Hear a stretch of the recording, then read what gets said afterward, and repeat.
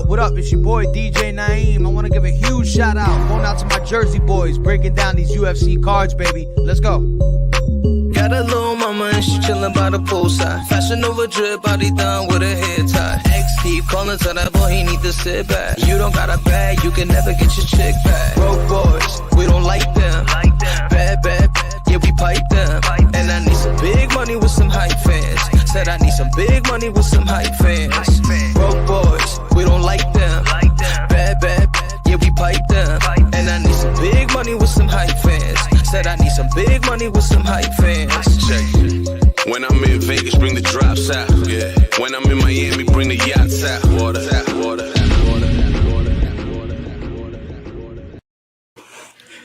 Drew, what's up, my brother? Yo, what's up, my brother? How we doing? I feel like we should probably have a better opening than me just saying what's up, my brother, every single time, but we're just gonna, it's Jersey, so we're just gonna go with it. Yeah, I mean, look, if you want a better opening, welcome to the Jersey Boys podcast. We're the Jersey Boys, where we bet every single thing on the card, or we try to find a spot to put your money so you can make money. Yeah, so let's begin. Okay, so let me give my opening. This is the Jersey Boys podcast, UFC Vegas 21. I'd like to introduce my brother Andrew Valencia, Jiu-Jitsu Drew. Fight coming up. When's the fight again? Let everybody know. April 10th, and I'm fat as fuck. I mean, sorry, shouldn't have cursed. I'm fat as hell. I gotta lose some weight, but I'm not worried about that. That's the easiest thing to come off. Just You all recovered from Saturday night in Sea Caucus? You're all good? Yeah, I'm great. I hit a couple parlays. Everything's happy. You know, great times, good times. So I just created the new opening for the show. I'm gonna say Monday night. Okay. And then Drew comes back today and sends some new shirts and hats that he created. And now I got to create a new opening for the show because I got to put those in there. All right. So check out the website. It's on the website. I redid the front page with Drew creates all the hats, the shirts, the sweaters. You got a hoodie there. You got what else do we got there? We have a mask. There's a mask on there. There's a phone case. Everything. Drew creates it all. So it's all on the front page of the website. And go to his site. Again, he creates it all, and it's his website. He does it. But as he said, we're looking to bet, right? This isn't the betting podcast to come to if you're looking for one or two bets. This is the betting podcast if you're looking for, what do we got now, 14 fights? If you're looking for 10 bets, this is the podcast for you. Am I wrong, though? Nope. We're looking to bet. Okay, so Drew, we start with quick picks, right? So we're a couple minutes in. We're starting with quick picks. We see T Hops is watching live, so let's put T Hops on. Okay, he said let's bet. T Hops needs a picture there instead of that gray circle, but T Hops, Mr. March, what's up, Mr. March, he's been winning everything. So Drew, let's get into these quick picks. All right, bro. The card has changed a little bit, right? We just had a fight added. I just refreshed. To make sure that I have the right order. So it's kind of screwing with us a little bit because we do have six fights on the main card to talk about. So let's go through this. Jason Witt, Semelsberger. I'm going Semelsberger. Anything here? Quick pick? Just because I like to go against you, I'm going Jason Witt. Okay. Gloria De Paula and Jin Yu Frey. My quick pick is going to be De Paula. What do you think there? Can't go against you here. I like De Paula. Yeah, I like De Paula. I actually may bet both of those, Semelsberger and De Paula. I'll see how the week goes. I've only made one bet so far, and I'll let everybody know what that is later. Courtney Casey and JJ Aldrich. Aldrich. You know what? I'm gonna go Courtney Casey, and I hate to say it because I just think that Courtney Casey, I think she gets better as she goes. I just don't know why she hasn't been able to put it together. Like, she's in these real tough fights. She's a tough girl. And I think some of it just has to do with the fact that, like, wasn't she a college soccer player? I believe. Like, I just feel like she struggles to put it together. But I really do like her skill set and her toughness. I'm going to go Casey. So the next fight is the new fight. Hagparast had his previous opponent fall off the card. I'm just off the top of my head. I'm trying to think who it was. Don Madge. That's right. Don Madge fell off the card. So Hagparast just picked up Rafa Garcia. I don't really know Rafa Garcia, so I'm not even going to give a quick pick. Again, I would tend to go with Nasrat, especially under these circumstances, but I don't know Rafa Garcia. So Drew, you know anything here? I'm going to be completely honest. If you're looking for a spot to pick here, the pick doesn't even come in a fighter. I mean, I'd probably lean with you too on Nasrat. That's almost like a gimme, especially when he's going up against a guy who's 12-0. And Rafa Garcia, he's number 2 as a lightweight. Ranked on Tapology. You really don't know what to really expect when you have a fight like this. That's just like a wild card, I guess, literally. But if anything, I'd probably say that it doesn't go to the distance. That's probably all I have to choose on that. Yeah, I think that's fair. That's a fair. That's pretty much all I had. Yeah, it's a fair place. If someone's looking to bet, which again, we're here to bet, right? We're not here to just talk about, wins and losses. We're here to talk about betting, where the spots are. Ronnie Yahya and Ray Rodriguez. This is a tough one for me because I feel like if it stays on the feet, Ray Rodriguez is in this fight. If it goes to the ground, Ray Rodriguez, I listened to an interview on James Lynch today. And again, I know these are quick picks, but I can't get this out of my head. I listened to an interview on with James Lynch that he did, and he said, he's not scared to go to the ground with Ronnie Yahya. But then when you look at Ray Rodriguez, when he goes to the ground, he tends to get, taken advantage of. So Brian Kelleher was able to guillotine him early in the fight, right, within the first 40 seconds. Tony Gravely finished them on the ground and pound in that Contender Series fight. Chris Gutierrez was able near rear naked choke when he, took his back. So it's like he doesn't seem to worry about these bad positions, but that's where he loses fights, in these bad positions. So I don't like to hear that. But I think if it stays on the feet, I think it's Ray Rodriguez. So I'm going to go Ray Rodriguez. It stays on the feet. That's my quick pick. What do you think here, Drew? I think the only reason Ray Rodriguez is even saying anything like that is because, like most fighters these days who aren't really good on the ground, the only thing that they do work on is their defense, their takedown defense. They tend to take the fight more up against the fence and try to actually – it's weird, right? Fighters who can't do well on the ground, what they tend to do is somehow grind you up against the fence and then take you to the ground actually, and then just try to stay on top most of the time. I don't know if he feels like he's the bigger fighter here. Let's check that. I think it's pretty much even. It's 5'7", 71-inch reach. And then what? Yeah, he's the bigger fighter. So that's why I feel like maybe he feels he's confident on the ground here because he's the bigger person. But yeah, if it goes to the ground, I think Yahya gets it done. If it stays on the feet like you, Ray Rodriguez has an edge. But that's not what we're here to do. And honestly, I feel like it is going to go to the ground, and Ronnie gets the best of him. No, I don't disagree. I mean, it could go either way. It's so close. Next fight, Charles Jourdain and Marcelo Rojo. I'm going to go Jourdain. Very little confidence, but Drew, what do you think? I don't know, man. Something, I'm going to be completely honest with you. I didn't look at this fight really. Because the quick pick sometimes I kind of don't even look at. Yeah, that's fine to pass on a quick pick. But on this one, I'm just going to go Rojo. Something tells me Rojo's going to get it done. And then I got Angela Hill in this next fight. This is the last one. This is the main event, main fight on the prelim card. I shouldn't say main event. This is the main fight on the prelim card. I bet Angela Hill by decision last card. That was one of my bets that fell off the card. I think it was like 2 weeks ago, right? That fell off the card. So I bet Angela Hill. I'm going Angela Hill to win, and I bet her by decision. So that's my my bet there. And I'll probably bet the same thing. I mean, assuming the line is still like minus 145, minus 150, something like that. What do you think in that one? Now, my only question is, do you think Angela Hill is overvalued as a fighter? I wanted to ask you this question. I think that she's lost a couple of very close decisions that were splits and could have gone either way. And I think she has bad luck. And I don't know why she has that bad luck. You know what I mean? Because you would think that, in the long term as a gambler that it's gonna even out, right? But it always seems to she has bad. I mean, she lost to Courtney Casey by a split decision. You know what I mean? She lost to Godella by a split decision. She lost to Waterson by a split decision. It's just bad luck, Drew. I don't know. It's tough for me to answer that question because she's in those fights, right? She actually won a round and split decision, arguably like could have won both rounds. So I don't know. I think she's getting better. You know, she is 36, but I think she's getting better. I think she's her best self right now.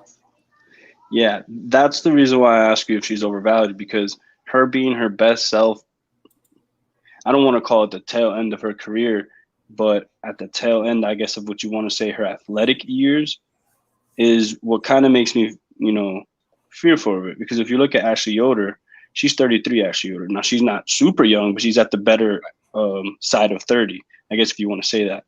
And at the same time, though, the first time that they fought, Ashley Yoder didn't have a full camp. This time she has a full camp. And the last time that they fought, was it a decision as well? Yeah, it was a decision. Yeah. Unanimous, but unanimous with the judges these days is kind of weird to even say. But whatever. In this fight, I'd probably just say that it probably goes the distance, and that's probably where I put my money. I don't like putting my money on either of these fighters, but I will probably put it on it going the distance. Yeah, and that's where I'll put it there. All right. So let's get into these breakdowns, Drew. So again, we do quick picks. If you want to know the quick picks, I will go back through this probably sometime tomorrow. Sometime if I'm wake up early, I'll probably do it early in the morning. If not, I'll have to do it after work. But I'll put all my picks in the show notes on YouTube for this video. I'll put all Drew's quick picks in the show notes for this video. And then if you see me writing over on the side here, what I do during the podcast is I write down all the bets that either I like or Drew likes, and I classify those as bets and put them down so that if you guys want to bet on any of these fights, whatever you like, you can always refer back to it. You don't need to worry about, what did they say in the podcast? It's all going to be in the show notes. All right. So you don't have to write anything down. It'll all be in the show notes. All you need to do is just listen to the breakdowns. And if you agree, if you disagree, great. Hopefully we all make some money because Drew and I, as we said, we plan on betting on just about every one of these fights. So I gave myself some room to write. Drew, I'm going to introduce this first fight and then throw it to you. I got a pretty strong lean on this. I'm probably going to bet it. Well, I bet on everything. So I'm definitely going to bet it. But this is Eryk Anders and Darren Stewart. Opening fight on the main card. Eryk Anders, your boy. All right. I'm a fan of Eryk Anders. I'm just not a fan of his skill set, especially in this fight. So he's about plus 150. He's 13-5. A lot of people remember the short notice fight against Thiago Santos, where he gave a great account of himself for the first 2 rounds. And then you got Darren Stewart, the dentist, 12-6. All right, from over in England. He's actually 3 years younger. Again, Eryk Anders was a Division I football player at the University of Alabama. Played a little pro football. And these guys are basically, in terms of height and reach, I guess Anders has them by 1 inch of height and 1 inch of reach. So, Drew, give me some breakdown. You're the fight analyst here. Give me some breakdown for this fight. What do you think? Who wins this fight and how do they win it? Well, it's weird, right? Because you would say that a person like Eryk Anders, who's such a good athlete, who's such a freak athlete, you're talking about an NFL caliber athlete. He's 6'1", 75 inches. Only has an inch reach. So like you said, these guys are pretty much the same, when it comes to body type. Now, when it comes to fighting, the only thing that I like different here is that now that Eryk Anders is with a different camp. The camp that he's with now is the same camp that Cejudo's in. So those guys, I don't know what they do over there, but they definitely know how to turn out fighters, and they definitely know how to build up their fighters, make them strong, and give them a good strategy to go out there and get the dub. Eryk Anders, in my opinion here, is a live dog. The reason he's a live dog here is because of exactly what I just said. He's in a different camp now. Darren Stewart, on the other hand, he's somebody who we know what he's about. He's literally called a dentist, so everything he throws is with complete power. Everything he throws is to put you out. Everything he throws is with very bad intentions. Now, for this fight, I feel like, the public is obviously always going to go with, the heavy hitter, the person who finishes the fight more times than not. But I mean, The dentist, Eryk Anders, right? You mean the dentist? yeah, yeah, Darren Stewart. But I mean, let's be honest, true. I feel like if Eryk Anders can stay away from a lot of these blows and just stay clean and possibly take the fight to the ground a couple times, and do some damage there, he can probably squeak out a win here, man. I'm not gonna lie, because Darren Stewart, he's very straightforward. Like, I'm not saying he doesn't have a full game. Yeah, he can probably take it to the ground, but that's not where he looks to take the fight, does he? You know what I'm saying? He likes to keep it on the feet. He likes to strike. He likes to hit you with elbows. He likes to hit you with bombs every time he throws it. That straight right. I mean, dude, the straight right, the jab, everything he throws at you, dude, it hurts. And Eryk Anders, yeah, he has shown to fade in the past, but I feel like that's just because of his growth. You know what I'm saying? And in this fight, I feel like the change of camp, the change of strategy, perhaps, and just maybe him being able to dodge that death touch of Darren Stewart. Don't be surprised if Eryk Anders gets the dub here. You know what I'm saying? And this is where my the shirt that I made today, I'm probably going to be proudly wearing it when I fade the public on this one, and I take Eryk Anders. I like that. All right. So now that I got the odds up there, Drew, I'll zoom in a little bit. Are there any? Because again, we're here to bet, right? Are there any bets here that you like? Anything right now? Darren Stewart's 175. So again, this could be a heads-up fight. You kind of chickened out of a heads-up fight with me last week. I'm on Stewart here. You kind of like Anders. So all right, so I'm on it. Okay, but again, it's not even odds, right? Like, we're not just we got to pick something that's an even odd. No, of course. Now, here's the thing. For me, I don't think. I mean, look, Eryk Anders has the capability of stopping this fight and putting the stop. You know, not even letting it get to the decision. But in my opinion, he doesn't want to get into that type of battle with Darren Stewart. You know, I'm not saying he can't take a shot. Maybe he can. But I don't think it's in his best interest, because then that would be leaning towards the way that he's fought in the past. And, I mean, look, Eryk Anders is a good fighter. I mean, if you look at his record, if you look at his topology, he has a streak of wins just up until he starts to fight real competition in the UFC. And don't get me wrong, the competition that he's fought in the UFC is no joke, dude. He fought Marcus Perez, Rafael Natal, and then he fights Lyoto Machida. Then he fights Tim Williams, gets that dub. Then after that fight where he fought Tim Williams, and you're like, oh, well, it's just Tim Williams. Then he fights Thiago Santos, Elias Theodoro, Khalil Roundtree, Gerald Meerschaert, where he won, Benicio Moreira. I mean, dude, the dude knows how to fight top-level competition in the UFC. And when you look at the fights where Darren Stewart has fought, I mean, Darren Stewart's just a household name because of what he does. But the people who he's done it to, are they household names? Do you know them? Can you call them out? Can you tell me a name just the way I just mentioned Thiago Santos or Gerald Meerschaert, who you know? I don't think you can. So this fight for me, they're both 13-5. Darren Stewart 12-6. Eryk Anders is an athlete. Eryk Anders, if he takes this to decision or just dominates this fight in the way that he has to, or the way that I think he will, I think it goes to decision. Wait, no, I'm sorry. Yeah, I think it goes to decision, which is minus 195, right? Which is something that a lot of the times I wouldn't recommend throwing up just a straight bet. But if anybody knows me, then I'm probably going to be throwing that in a parlay, right? But that's the position I like the most. But for the heads up, I don't know, bud. What do you think? Yeah, no, I mean, I like the decision. I like Stewart by decision personally. And again, you know, I'm going to go back to some of the guys that Stewart has fought. First of all, let's just talk about Stewart and Anders. You know, they fight very cautious, right? So that's why it's easy to say this should go to decision, because they both are very cautious fighters. Anders, to me, doesn't really do damage from distance, right? Like, he needs to be in close. Like we even said before, he does have an inch of height advantage and an inch, reach advantage, but he needs to be in close to do his damage. And for the most part, the way that he really finishes fights, if he's going to finish, is he's got to get on top of somebody and ground and pound.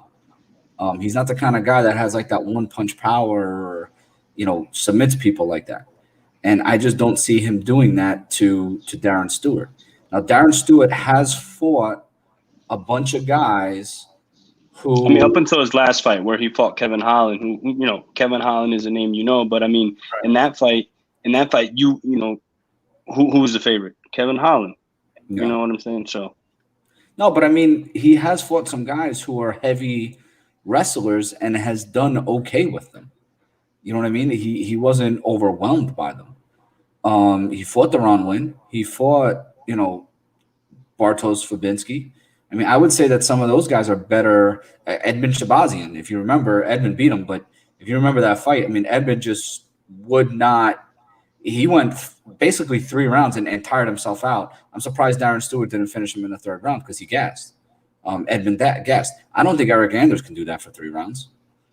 You know what I mean? So that's why I'm saying I think Stewart's going to be able to get some shots off and not allow Eryk Anders to really beat. Eryk Anders can't beat someone from distance. He's got to get in close. So it's got to be pushing him up against the cage. It's got to be going for takedowns, getting some top control.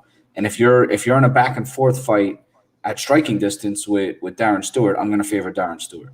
So I'm betting Darren Stewart here, probably in a parlay, not straight, but probably in a parlay. He's minus 175. I'm going to write that as one of my bets. I'm betting Darren Stewart and putting him in parlays because I think that he's going to be able to keep Anders off of him and get the better of him on the feet.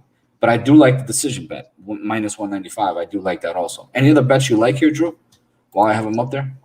Bro, this is so scary because I'm not putting Darren Stewart. I might put him in one parlay, but that's it. Because I feel like Eryk Anders is going to bust so many freaking parlays, man. It's going to be sick. But who knows? Oh, where's the bet page? I'm sorry. I didn't know if you were going to talk about it, so I took it down. No. It's all good. So another bet, I guess. I mean, they're all real chalky here, man. Because I mean, just like you said, these guys aren't really high volume. These guys are, Eryk Anders has to get you to the ground and ground and pound you, and just try to maul you, and make it a fight that's a grind out fight. And in the other hand, Darren Stewart is somebody who wants to pick the shots, but every time that he picks it and he lands, has the capability of putting you to sleep. I mean, we saw that in the Kevin Holland fight where he was just throwing down. And Kevin Holland, God bless his chin, was able to withstand some of that. And at the end of the day, come out good. But here, man, it's pretty hard to pick like a spot where that plus money is really going to try to make you some money. I mean, unless you really absolutely think that this fight's not going to go to decision. And if you think that, then that plus 160 looks good too.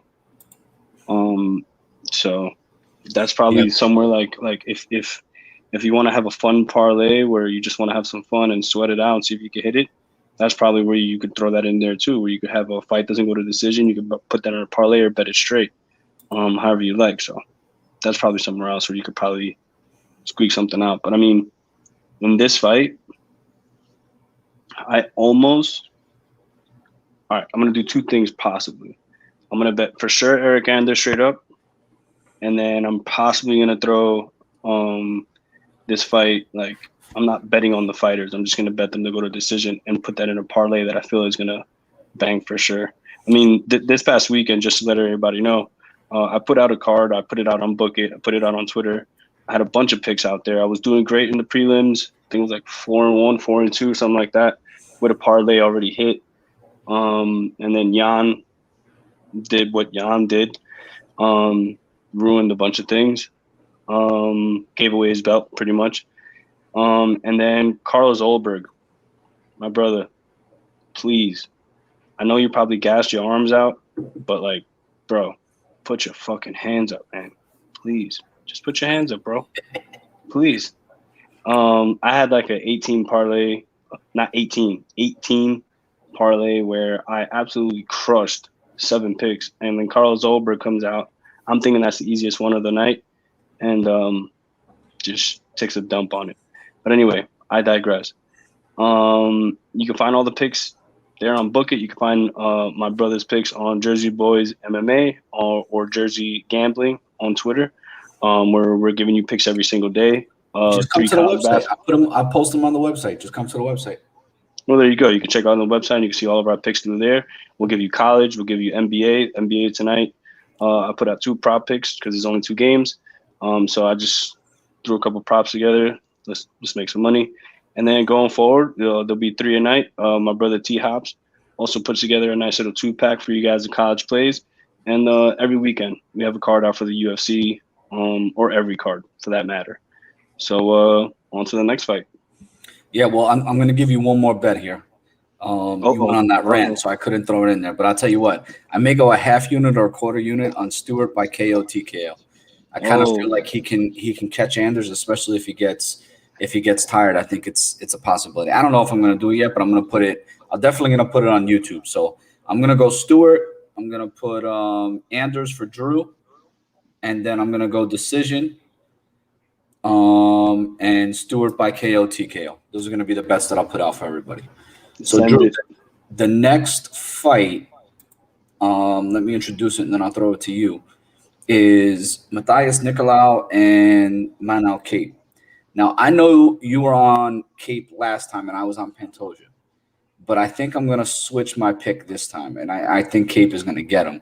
But I'm interested to hear your take. So Matheus Nicolau was doing pretty well in the UFC, and then he got cut. I think he got cut at the time when, Dana was trying to basically get rid of the 125-pound division. So he started cutting a whole bunch of guys. And this was a guy who had some real good fights, and then, Dustin just leveled him. He decided to come out. If you want to see somebody totally impose their will on another fighter, watch the fight with Matheus Nicolau and Louis Smolka. That first round was ridiculous. I believe he knocked Smolka down 3 times in the first round. I can't believe that Smolka got up from some of those punches because he was just getting – his face was a punching bag. But then Dustin Ortiz, I guess he fell in love with his hands after that. And Dustin Ortiz, knocked him out in round 1. And then he went and fought twice outside of the UFC and then came back here against Manel Kape. Manel Kape came in with a lot of fanfare from Ryzen, right? He was over in Ryzen. And with a lot of fanfare, and then dropped a decision loss to Pantoja. He's getting back in the cage pretty quickly, right? That wasn't that long ago. And he just didn't have a good showing. So I think that's why he rushed back into the cage. I think he wanted to get back in there, and he wanted to show Dana and the UFC, what he can do here. So I'm on Kape, but Drew, I'm interested to hear, what you have to say about this. There's a lot of reasons to like Matheus Nicolau too. Now, I would possibly be okay with Manel Kape coming back into the cage so fast if he felt that he got robbed or something like that in that last fight. Or he felt that it was like razor close where the judges just like robbed him of his shine from his pretty much with the hype train. But in my opinion, he got beat up by Pantoja. You know what I'm saying? And I was huge on Kape. I wanted Kape to win. And at the end of the day, Pantoja got it done, and Pantoja exposed him. Now Kape, in my opinion, probably shouldn't have gone back in this cage so fast. And especially with his style, that it's not really calculated. Manel Kape is good. He has fought top talent. He has fought in Ryzen, a good organization, and it's why he came with so much hype. But in the same breath, when he's going up against a guy like Matheus Nicolau, who in my opinion is a bit sharper, more calculated. When he hits you, he's very precise. And against someone like Manel Kape, who's very explosive and, tends to lunge and tends to overshoot some of his shots sometimes and, tax that gas tank. I don't know, man. I feel like this fight, Matheus Nicolau can get the better of Manel Kape. In my opinion, that's where I'm going to lean.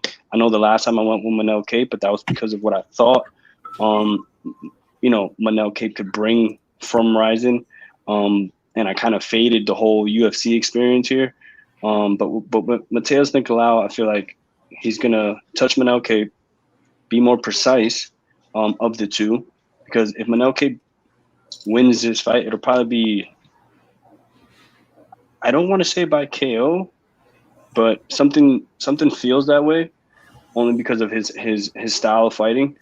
But if it goes to the ground, I feel like he's going to be in real trouble, and that's why I feel like Matheus is going to have the edge, because Matheus, he doesn't want to strike with him. Not saying because he's not the better striker, only because he's probably not as powerful as Kape, and he doesn't want to end his night early, so he's probably going to mix it up and take it to the ground. And if he gets it to the ground, I feel like he'll be better there than Kape. So that's why I'm going to lean with Matheus Nicolau, and he's also an underdog, which is like I mentioned earlier to you, I think before the podcast, that there's a lot of dogs on this card that are going to be pretty live, and this is one of them. Yeah, so we're heads up on this one too. I wrote down Kape minus 135 for me. I got Nicolau plus 115 for you. I agree with what you said though. I think on the feet, I personally think Kape's going to get the best of him on the feet. I think Nicolau leaves himself open. At least, again, I'm going to go by the last fight against Dustin Ortiz. I'm going to use that as my barometer, but I think he leaves himself open, and I think Kape's going to be able to find that chin. I think the problem that Kape can have is, again, with that takedown, which is what you just mentioned. So that was a great point. I think Kape's going to be able to get back up, though. I don't think he's going to stay there on the ground with him. And then I think, again, you gave me your read on getting back in the cage so quickly. I think Kape getting back in the cage so quickly means that he didn't really have much of a medical suspension, right? He can get back in, and he wants to get back in to win. So I think when there's a will like that, when you have an athlete who is willing to jump back in and get back into camp and get that fire, like, he needs to get it out of his system. He needs to get a win. Like, he knows by getting back in so quickly, that was not his best performance, his best effort. So again, I think we're going to see a better performance this time. And I think all the pressure really, although Kape is putting a lot of pressure on himself, I think Matheus is putting all the pressure on himself, right? This is his way back into the UFC. He was cut from this promotion. So he's going to be putting a lot of pressure on himself to perform. So these guys both are putting pressure on themselves. I think it's going to be a great fight, especially at this weight class. I think these guys are both very good. So other than that, odds, Drew, anything else that let me throw them up there for you? Anything else you like in terms of a bet? I'll be honest, I'm just going to go Kape straight. I don't know if there's anything else that you like. I personally think this fight is going to finish. So I What do you mean that under 2.5? Me personally, I mean, I'm just gonna go just because Matheus is the underdog. I'll probably just go with him straight up, just like you. But the last thing I had to say on that whole Manel Kape and that point you made about him fighting so fast, the reason why I don't like it for him is because, think about it. If you're his manager and you're somebody who came in like a hype train from Rising, just like I mentioned before, and then you lose your first fight by decision, and then you jump in the fire right away, and then you get beat by an underdog like Matheus Nicolau, who's somebody, like you said, was out, has been in, but he's not a scrub by any, he's 15-2. Yeah. So we're not talking about a scrub here. So at the end of the day, what happens if he loses here? Is he a wash? Is that hype train over? How long is his contract? You know what I'm saying? So it's just a look for me. Manel Kape, I don't think it's a smart decision, but you're right. He is good to go. He's not harmed.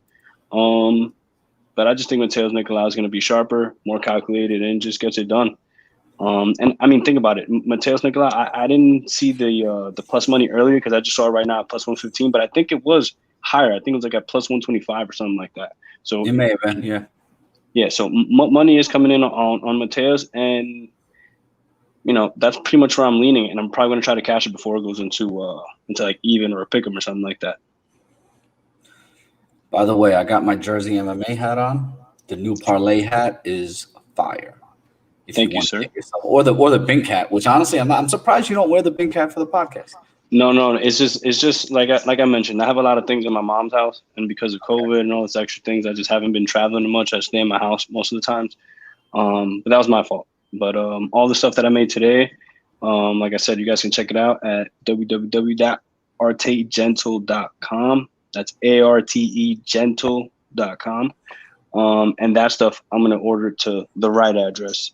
to my house here, so everything will be good. Yeah, I put in my order, so hopefully I get it because I'm going to Atlantic City next weekend. So hopefully I get those shirts in time. All You right, should be. talk to your boy for me. All right, so next fight here, Drew. This is a new ad to the main card. This is Jonathan Martinez and Davey Grant. Davey Grant's 35 years old. Jonathan Martinez, I was actually on. I bet pretty big Andre Cirkunov when he came in. Jonathan Martinez came in on short notice, and Martinez he had him hurt. He gave him everything in that fight. And again, I'm a fan of Martinez. I really do like him. I really do like how much he's improved at this age. He's only 26 years old. How much he's improved over the last, I guess, 2 years that he's been fighting, 2.5 years he's been fighting in the UFC. You've seen the improvement. So at this point, coming off a win against Thomas Almeida, I just think that this Davey Grant has one shot, right? And his shot is to slow the fight down because Jonathan Martinez is very good at range. And when and different ranges, right? When he has a little bit of distance, he can use his kicks, he can use his jab. Very, very good jab. He was eating up Frankie Saenz with that jab. Again, anyone that still has to do some tape study, go back and watch Frankie Saenz. Watch the jab. I mean, he destroyed Frankie Saenz, but the jab is what really did the damage and started the party. And then again, his knees, when he's at that close distance, he's able to bring those knees up and just, he hit Frankie with everything. And those knees were one of the things he did a decent amount of damage with. So again, he even finished Lou with the knee, right? That's how he finished Lou. I think Jonathan Martinez is I just don't want to have to pay this price for him, right? That's part of the issue. I mean, this is definitely a parlay piece. But Drew, let me throw it to you, and then we'll get into some of the bets that are possible here. So what do you think? So Jonathan Martinez is somebody that I actually really like. I like him as a fighter. I like his style. But the only thing I don't like about his style is that although he's very sharp and can catch you, and he's very powerful with his knees, and his timing is impeccable. But he's also very hittable. It's not good to have a strong chin. Like it is, don't get me wrong, but it's not good to be known for that. And I feel like Jonathan Martinez, that's one of the things that's in his toolbox, that he has a strong chin. And thankfully he's young. Thankfully he it's early in his career, so he can take all that punishment. And he's 13-3, so he has no slouch. But in this case, the biggest edge that he has going for him is his age, because he's somebody who takes damage. In a lot of the tape that I was watching, I mean, even in the highlight tapes that I watch, because I watch fights and then I watch highlight tapes, it's kind of like see immediately their sharpest tools, because in the highlights that's what you always see. And then also I watch a full fight so I can watch the whole strategy to see exactly how they played it out and see everything like that. But even in the highlights, I mean, you see Jonathan Martinez pretty much taking beatings, man, before he eventually gets a knockout, or before he puts you to sleep, or whatever the case may be. And that's what's kind of scary, because Davey Grant is the same case. The only thing that Davey Grant doesn't have going for him is he's 36, just like you mentioned, and he's 10-4.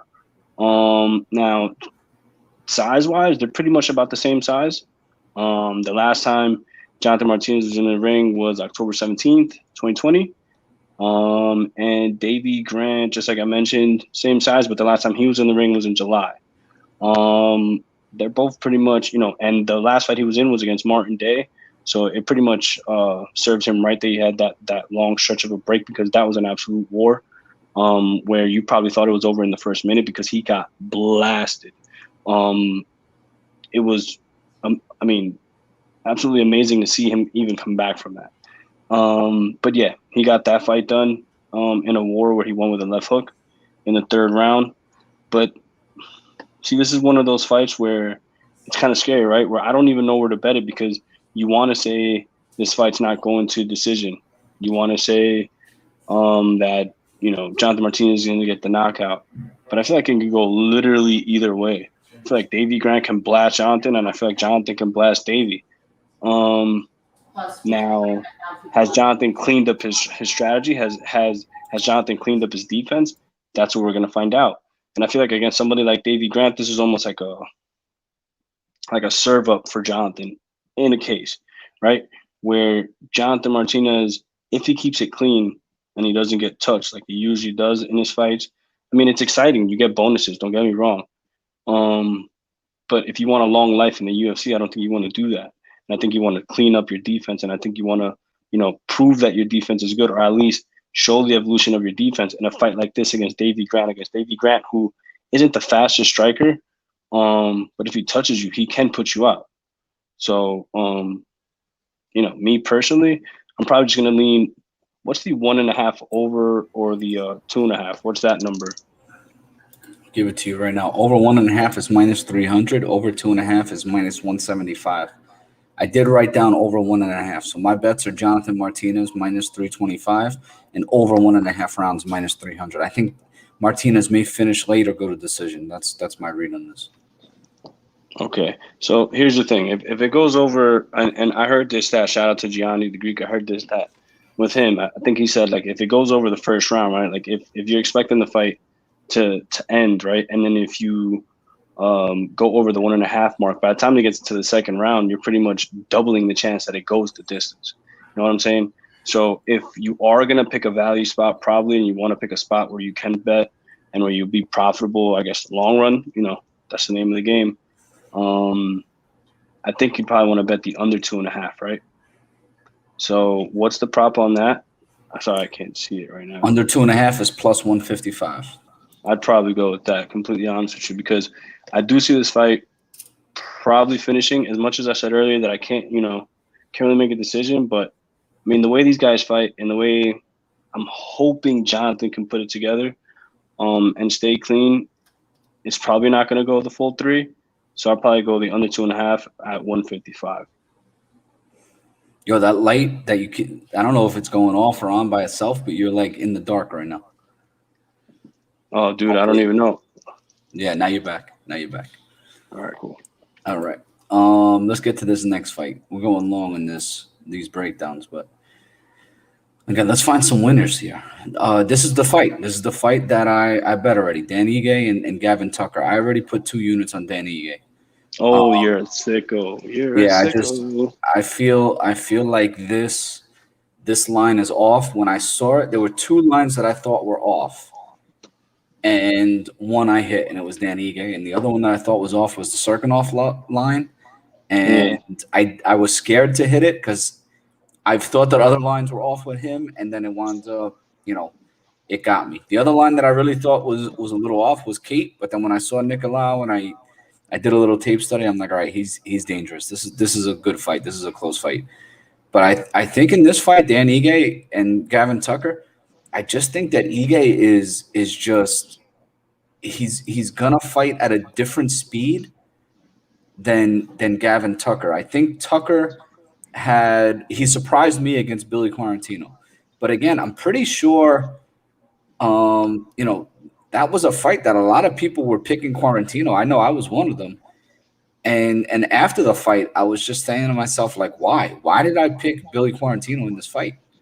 What has he done to, like, by the way he fought, against Kyle Nelson and Spike Carlisle, he basically just outlasted Spike Carlisle, who's not even in the UFC anymore. Like, why did I think that he was going to beat Gavin Tucker? And it just didn't make any sense to me. And then again, I go back and I look at Gavin Tucker. Justin James had him hurt in the first round in that fight. But again, Justin James, he gasses. Billy Quarantino, I mean, you throw the Rick Allen fight out because that was just kind of an anomaly at this point. But if you look at the Billy Quarantino fight, like Quarantino never let Quarantino get started with the striking and then with the takedowns and just held them down. Like Quarantino couldn't even get up. I mean, I don't even remember the rounds, the way that they scored those rounds, but there may have been some 10-8s there with just the dominance that he had on the ground. No, that was just pure dominance. Yeah, right. Like it was just, I just didn't expect to see that fight. I expected to see a lot. Like this will be a fun fight, fun striking fight on the feet. It'll go to the ground a little bit, but they'll get back up. No, he just dominated Billy Quarantino. So I think that Dan Ige has been in there with better guys, which again, I'm sure everybody just look at who Ige's fought. I think that you can see that. But I don't think he's going to be holding Ige down on the ground. I think Ige is going to be able to get up and he's going to strike with him. I mean, he beat Edson Barbosa in a striking match. For the most part, he got the best of Mirsad Bektik. I know it was a split, but he got the call. Kevin Aguilar is a great striker. Beat him. And again, yeah, Calvin Kattar beat him. But, I mean, Calvin Kattar his hands are ridiculous. You know what I mean? He only loses really to studs. I mean, Kattar lost to Moicano and lost to Holloway. Mm-hmm. So, and Kattar even beat Shane Burgos, which I thought, I was on Burgos in that fight. I didn't expect to see that. But Kattar's hands are ridiculous. So again, when you come around to Dan Ige here, 50K, 29 years old, out of Vegas, he fights out of Vegas, trains in Vegas. I think he's in a great spot to win this fight, and I think we got a great number on him.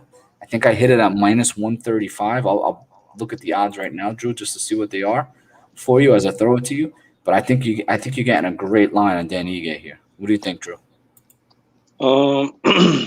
This is another fight, right, where it's like Dan Ige. It's at minus 150 right now. I'm just looking at it on FanDuel. Oh, all right. Yeah, Dan Ige in this spot. I mean, the reason why I feel like his improvement and why his dominance has shown the most now in this stretch of his career is because of his camp, right? I mean, if you look at prior to COVID and everything like that, he was with Team AKA, right? And in that room, I mean, all you had was monsters. So when he came out and he beat up Billy Quarantillo the way that he did and just dominated him, you kind of saw that training like come to fruition, right? Like you saw his dominance. You saw the way that he pretty much did whatever the hell he wanted. And I mean, Dan Ige in his career, yeah, I guess, I mean, he's not known for his hands, is he? I mean, yeah, he can strike. Yeah, he can put it together. But he's not really known for one thing or the other. And in that fight, he was just a complete MMA fighter all the way around. It didn't matter what you wanted to do or how he wanted to do it. He got it done. And in this stretch, he's coming up against a guy who, Gavin Tucker, I mean, the only thing in my opinion he has more of an advantage of is his experience and his size, because Dan Ige has more experience in my opinion. And he's bigger in this fight. Finally, I mean, Dan Ige is always a smaller guy, and he's bigger in this fight against Gavin Tucker. But Gavin Tucker, 13-1, is no slouch. Gavin Tucker can hit you. Gavin Tucker, in my opinion, in this fight, is the better striker. That's just my opinion. Where he lacks is the size, right? And on the ground, Dan Ige is going to have to use that high-class wrestling and high-class wrestling training that he's been getting, with Ali's guys and Khabib and all those guys, because Gavin Tucker can also submit you on the ground. Gavin Tucker's no slouch on the ground. So, I mean, just like I mentioned earlier, where those live dogs are barking, this is another spot for that, where I think Gavin Tucker is one of those guys who can surprise you.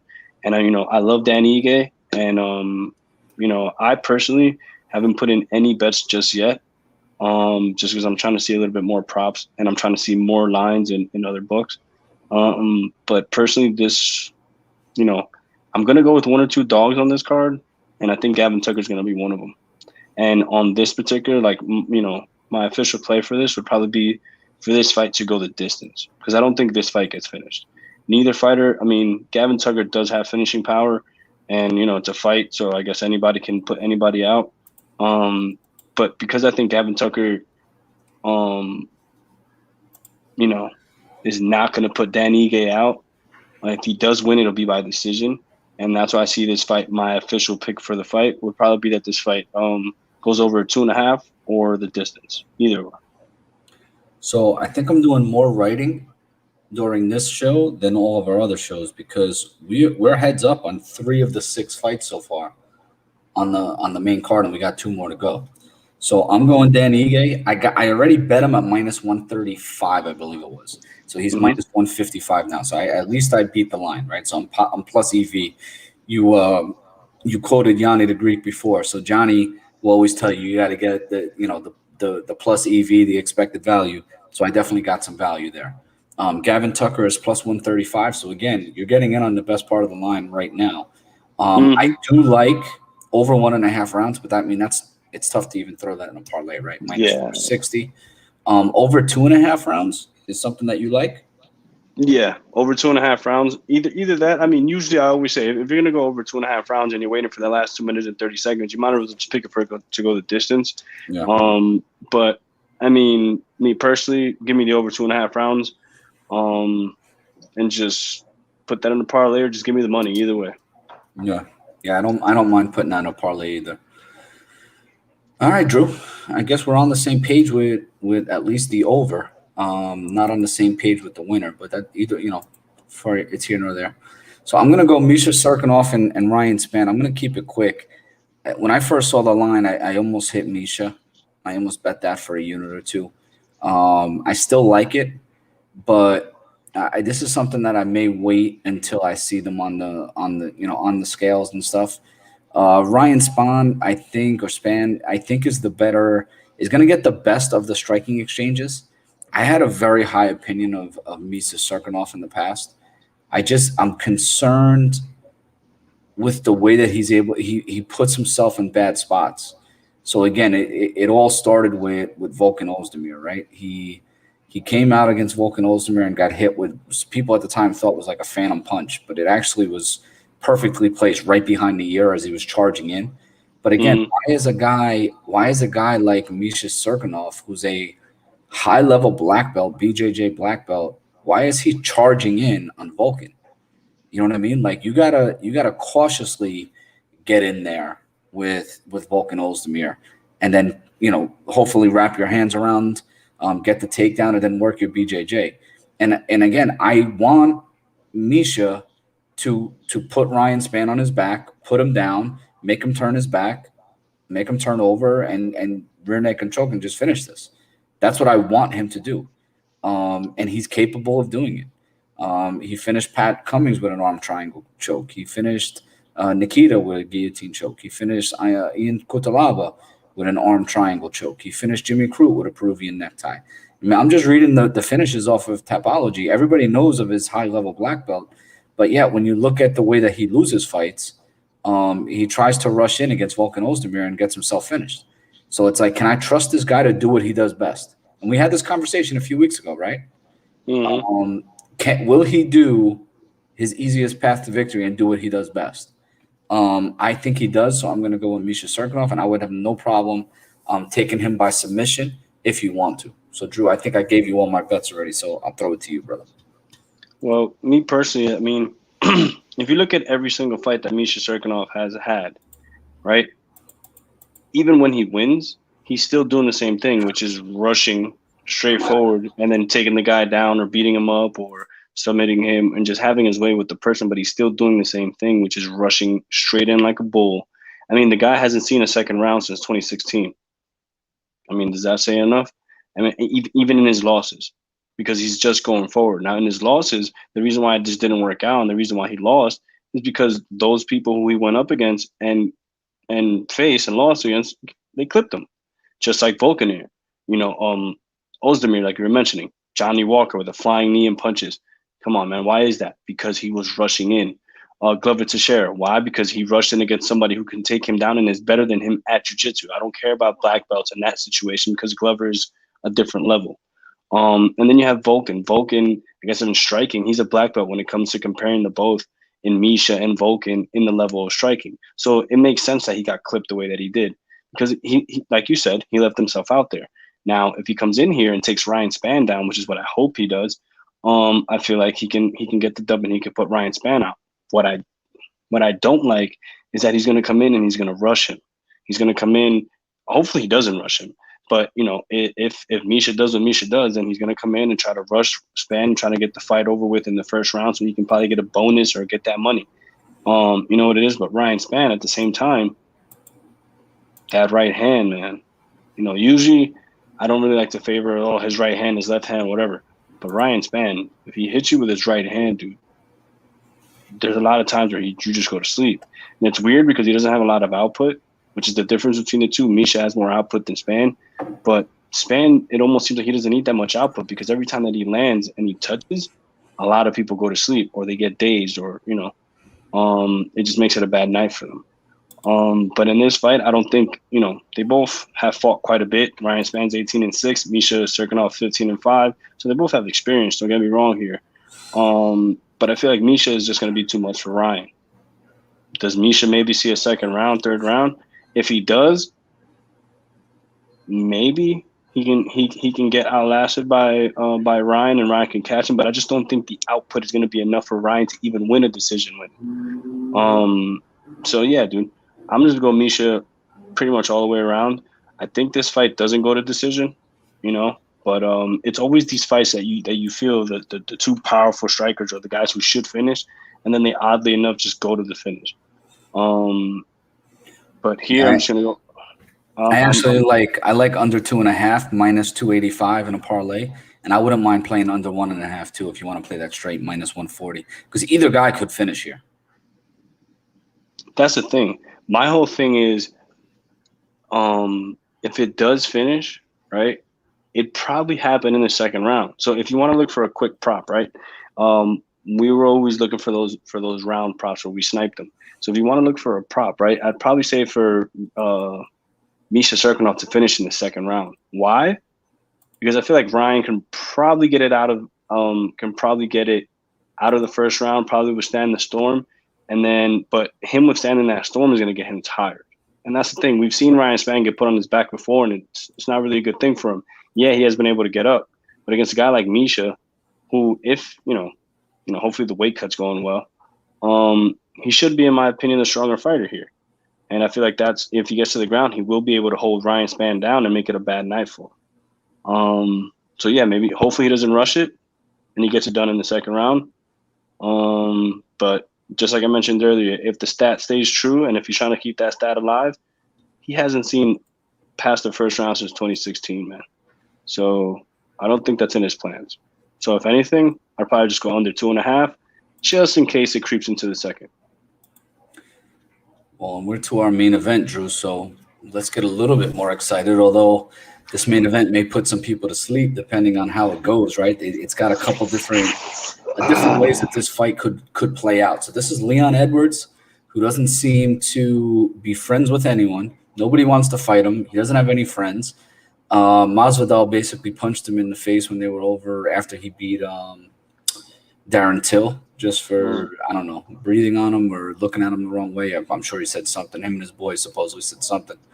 And then Belal Muhammad, who, I mean, you watch Belal fight and everybody respects the way this guy fights. Nonstop, presses forward, in your face. I just think that in this case, Belal may have bitten off a little bit more than he can chew. He's in the position where both of these guys, people don't want to fight them because of their style, right? Leon is pretty good on his feet. He has good hands, good striking, but his takedowns, he's able to get top control and really grind you. Belal Muhammad, again, is coming off a fight that he just, was able to win a few weeks ago against Diego Lima. And, same record, 18-3. But Belal has that forward pressure that he really likes to just, put a pace on you. He's got that 5-round gas tank. We got to see what Leon Edwards looks like. So, supposedly some people have said that he's put on a lot of weight. He's a lot stronger.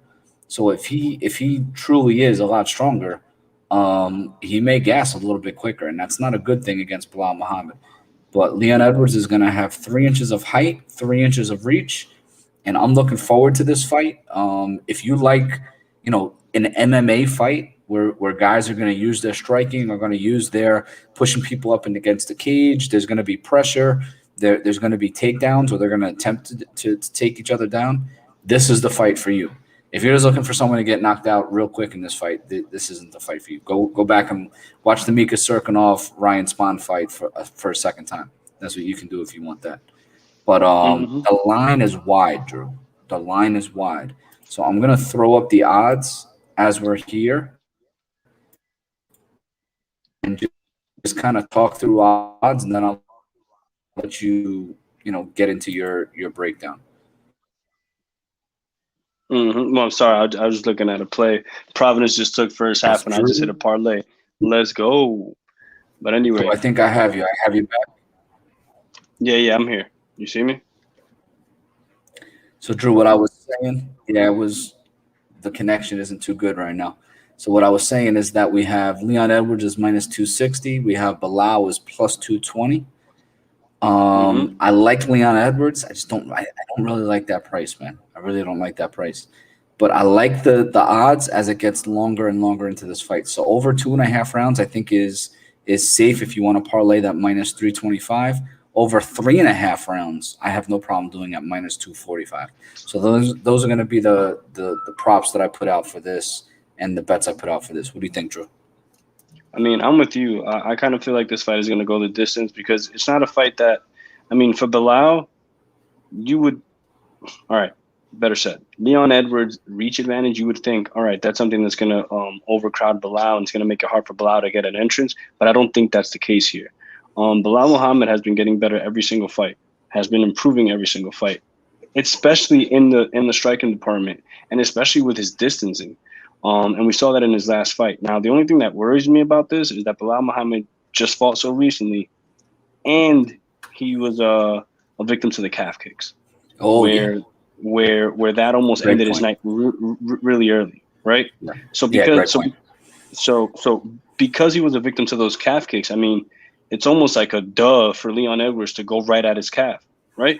I mean, I would, for sure. But what also worries me on the Leon side is the fact that he hasn't fought in a while. His last fight was in 2019. Like you said, he put on weight. And not only that, he's coming onto a card where now he's the main event. Now, don't get me wrong. He has been supposed to fight. He was supposed to fight Kazmat a handful of times.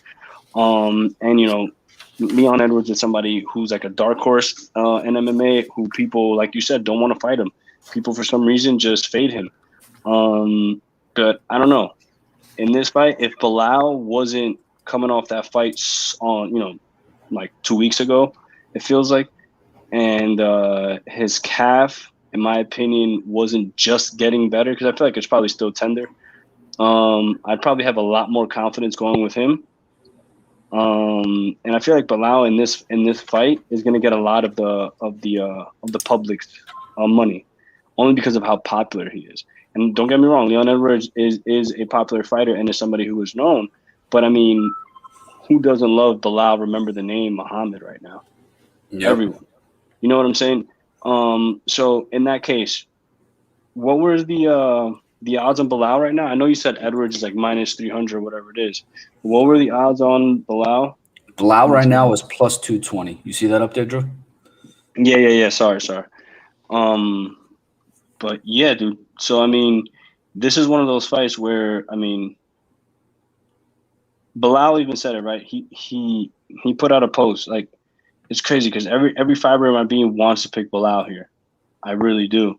But that calf, man, that calf is what really worries me. And if Leon Edwards hones in on that, man, it could be a quick night for Belal. And, I mean, that's where you could possibly see a finish. You know what I'm saying? I mean, Belal toughed it out. Don't get me wrong. And he got through, but that was what, in a 3-round fight against Diego Lima? Yep. This is a 5-round fight, man. This is a main event, you know, and that fight with Diego Lima, yeah, he got out of it, but he took some shots. Don't get me wrong. So I don't know, man. This was a tough one to call. I'm going to lean probably Belal. Just because I'm going to put my money where my mouth is. But if I want to make the official pick, where I know we're going to make, you know, some dough, it'll probably be just over the 1.5. I know it's probably going to be chalky as shit, but I'm probably going to throw it in a parlay anyway. So that's probably where I want to go because the over 2.5, man, the only reason that really scares me is because of what I mentioned, his calf. And if that can, you know what the thing is, Drew, over 1.5 is minus 565. I don't know if you want to play that. No, fuck it. I mean, honestly, I didn't even see it because the screen froze up a bit, so I can't even see the odds at the moment. But if I can find that at a better price anywhere else, then I'd probably go with that. Probably check that out on BetMGM, see how that is over there. But yeah, dude, that's probably where I want to lean. I mean, because earlier in the day, I mean, when I was thinking about this fight, I'm thinking, this fight's going to go the distance the way that both these guys fight. But, I mean, the only way that this fight's going to go the distance is Belal gets this to the ground and controls Leon, right? And the thing is, Leon, if he has put on this weight, if he is the bigger fighter, like you said that he is now, is he going to be able to be controlled on the ground? Is Belal going to be able to control him? I mean, this is the thing, dude. When I have a hard training, or whenever I have a fight, or whenever I have a main event, granted, it might be a jiu-jitsu event or whatever it is, I still feel that like 2 weeks later, dude. That's no lie. I still feel any little twinge. I still feel my knee that hurts here. I still feel, you know, like my shoulder or whatever it is.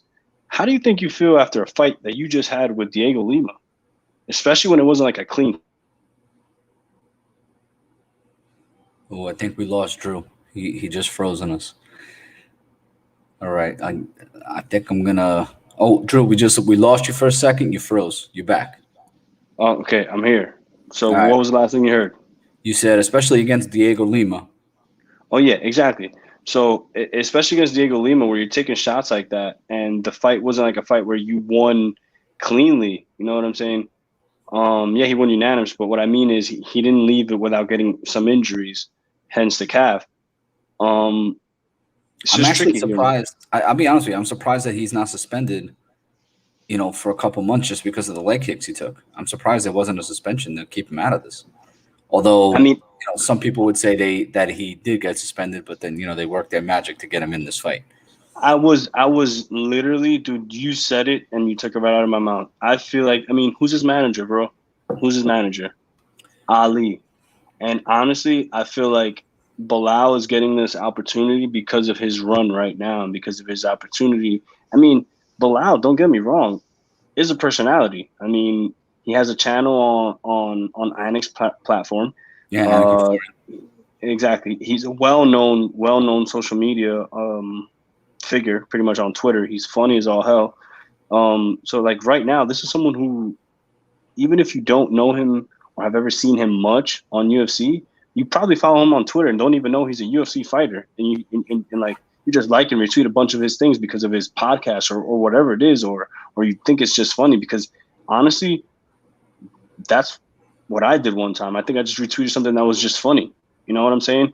And then now, as I do more homework on Belal and you see his rise and you see the way that he's fighting, I feel like for me, the difference between what he's doing now and prior was that switch in your head where you just have to say, you know what, man, I belong here.